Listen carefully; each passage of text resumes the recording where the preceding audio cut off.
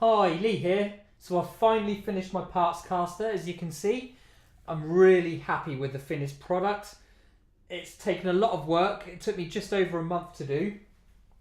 But just as an update, I did a few things off camera that's worth talking about. So first of all, if you remember from my previous set of videos where I did up a Squire Telecaster, I bought some Tone Rider pickups for that. Well, after I built this, I noticed that the neck was actually a lot better than I thought it was going to be. So what I've done is I've actually put those Tone Rider pickups into this, and they work really well.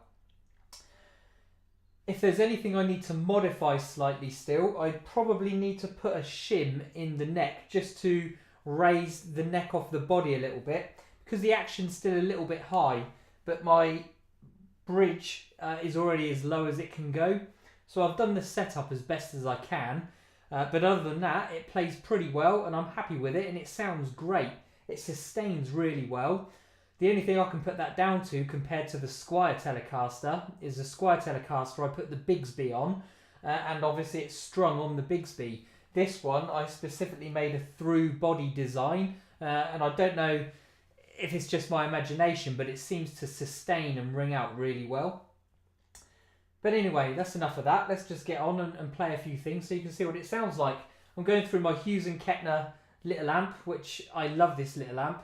And I'll try it on a clean sound, a semi-distorted sound, and also a fully distorted sound, and we'll see what it sounds like.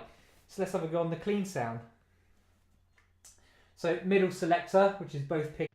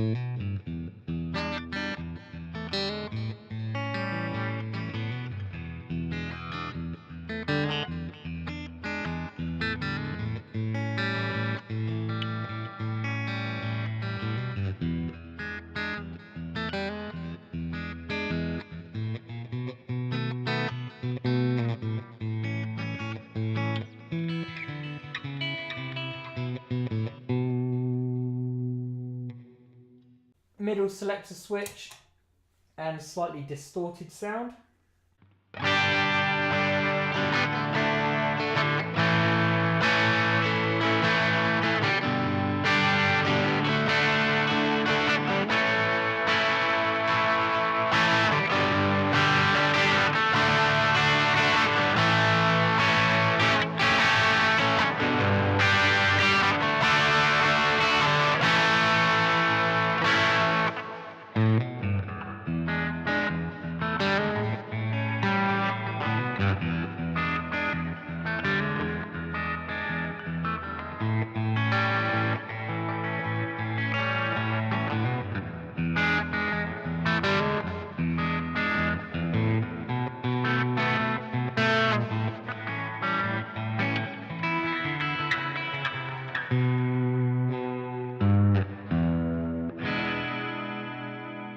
Great, love it.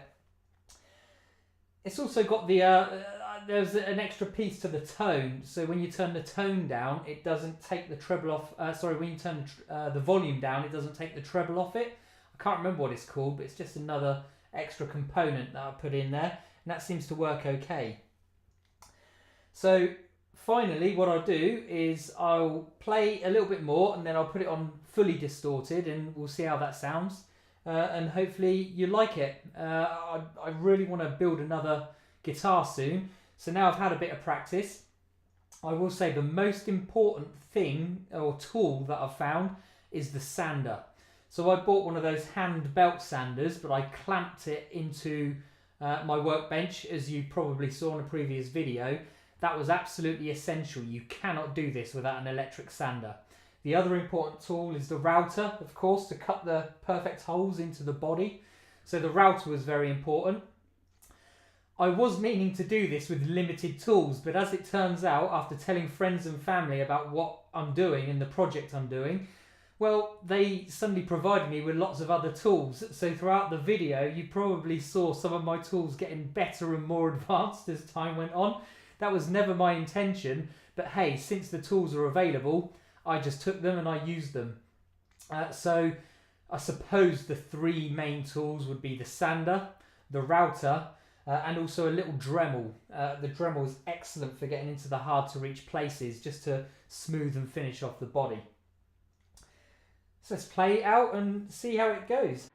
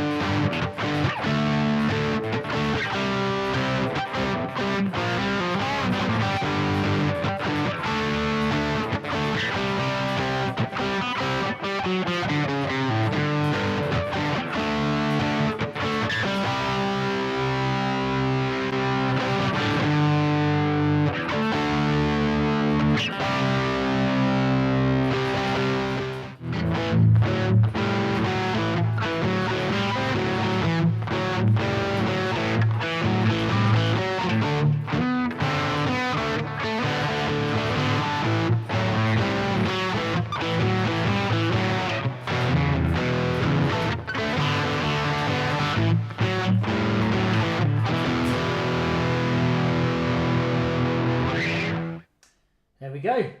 Hope you like it. I'm really pleased with it. And catch me on my next guitar build. Cheers. See you later.